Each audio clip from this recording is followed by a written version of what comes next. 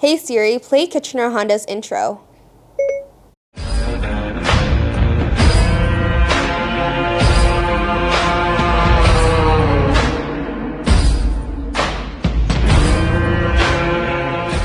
Welcome to Kitchener Honda. I'm Cindy, and today I'm going to show you how to connect your iPhone to Apple CarPlay. Once your car is on, you're going to take your USB cord and plug it into your USB port. You'll notice that it's labeled with the Apple CarPlay icon. And you'll take the other end and just plug it into your phone. And you'll see the screen pop up, which is the Apple CarPlay, and you can either enable it once or always. I'm just going to do it once for now. And then you can see that all your apps pop up. You can either give people a call through the phone app, directly go to your contacts, and then you can just hit the back button to go to the home screen.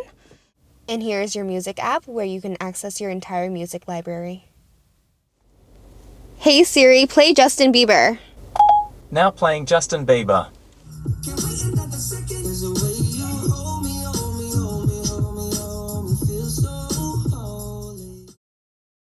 You can also check your messages through Apple CarPlay.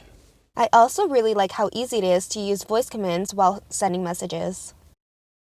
Hey Siri, text iconic Samara. What do you want to say? What are you doing this weekend? Your message to iconic Samara says, what are you doing this weekend? Ready to send it? Yes, send. Okay, it's sent. Just like that. One thing that I really like using is the navigation. It's easy to use. You can just search a gas station near you, just like that. And you can also use the voice command by clicking the microphone. Where would you like to go? Food near me. One option is King's Buffet Group on King Street East. Simple and easy.